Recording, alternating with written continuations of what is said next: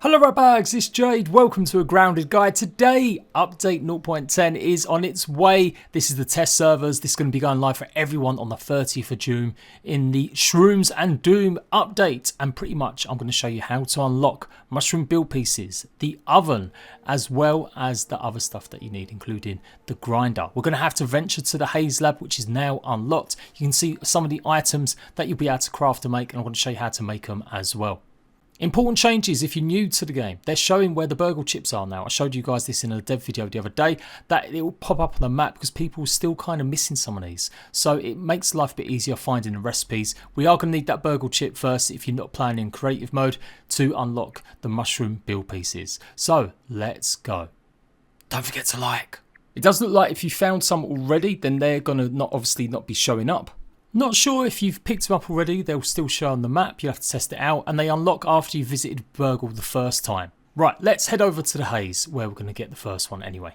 Now the Haze isn't finished yet, it won't be just yet, even for the update on the 30th of June. This is the first start, and they'll probably change and mix things up quite a lot in this area. Now also you might notice the brand new toadstools. This is what you're going to be using to build your mushroom bases with. But you can also use some of these smaller mushroom pieces too. We'll come back to that in a second, but let's go and actually find the burgle chip. So there's one little fly in the ointment. You've got the Haze to contend with, and by now you should know how to do it. If you're a long time player of Grounded, I shouldn't have to explain, but just in case you're brand new, you may need a gas mask if you want to explore the Haze. Now obviously there's a lot of dangers in here. If you've not ventured into the Haze just yet, then be prepared for all sorts of infected mites and all sorts of horrible little creatures. But we're going to be going past the big canister, and you're going to be going towards the back wall, and obviously you can just now follow the actual map. So I've got to go a bit more over this side. Now the Haze lab has been there the whole time, but the door was never opened. But using cheats and mods, I've been able to show you guys a number of times exactly what's in there at the moment, the work in progress. And now we're right on top of it. If you can't see the entrance, that's because it's a little bit further back. You need to find a doorway. I do believe the doorway is just a little bit further here. And there's the Haze lab. So you can see I'm pinpointing it exactly where it is on the map, guys. Head towards the burgle chip is probably the best advice. Then just go back on yourself a little bit. Does look like you're going to need the mask also while exploring in here. We've got an analyzer. Our good old friend still there. Does look like not much has changed.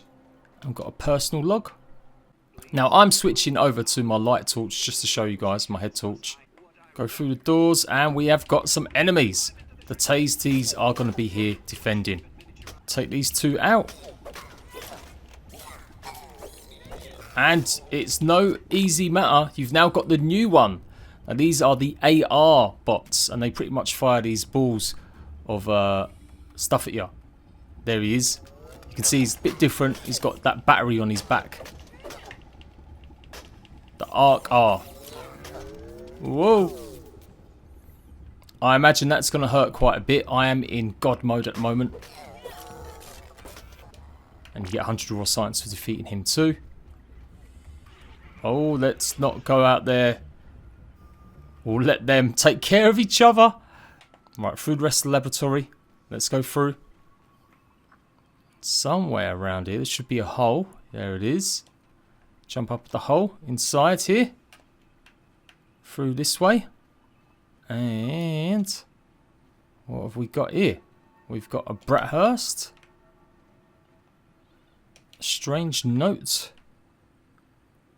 I've got a bunch of resources. Granola bars. Yeah, I'll take all that. Why not?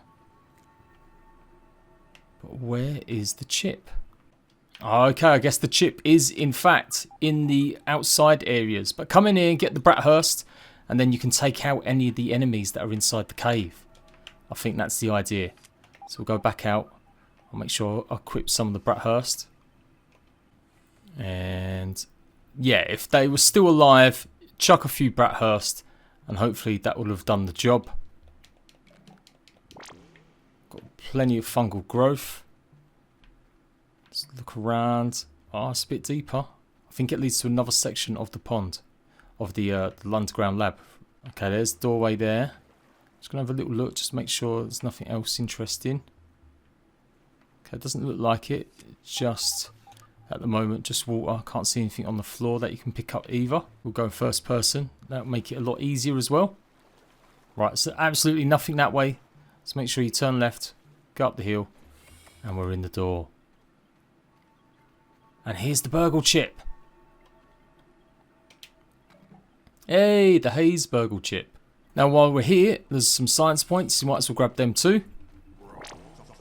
And that is it, guys. That is how you get the Haze chip. Obviously, you're going to need to return it to burgle. Oh, I like that chair. I want that chair. Let me scan that chair.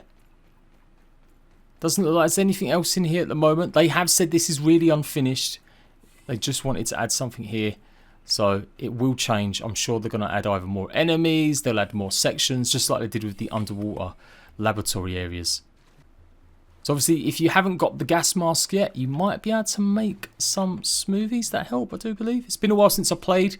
I'm going to be doing a let's play for you guys, completely fresh. Does look like you can go right round. Oh, some more science points hiding in the far corner. Let's make sure you grab them, everyone. There we go. Bit difficult that, but we got there. And that's about it. Doesn't look like there's anything else. There's no other new schematics in here or anything. So we can just simply go ahead and leave. And there's the guy. That's been there a while. It's so interesting that finally we get to see this door open. I did a video showing you guys how to glitch through the scenery. It was possible that you could glitch through and get through. Good times. So once you're back at burgle, as always, go ahead and give him the chip. He'll go through, tell you exactly where you should be going. So like I said, I'm not 100% sure if they've still got the burgle quests in the game. They may have removed them now that burgle pretty much tells you or shows you where they are. But if they do pop up, make sure you get them because you do get rewarded with stuff. And I mean the missions actually associated with the actual chips. Okay, I found a burgle chip. And that's the weed killer chip unlocks. Now there's a few other important things you need to do. It'll unlock the grinder. And you can see we need quite a few different parts for it. 2 acorn shells, 2 crow feather pieces, 3 flower petals and 5 bombardier parts. But that's not only it, you also need to get the oven. And the oven, guess what? It's going to be where that charcoal is, tipped over from the barbecue. I.e., we're going to get the charcoal and that's going to allow us to craft the oven. So head past the Franken line. And I reckon there will be a few pieces on the floor here. If not, we'll have to go up top and get it. Yep, and if you go along, just past, obviously, the net that's sticking out of the water, you'll find some of the charcoal pieces you need. You are going to need a level 2 item to break it though. And there you go, should be able to hit it once with a level 2 hammer and pick up the ever-burning charcoal chunk. Once that's done, you just need some clay and some boiling glands.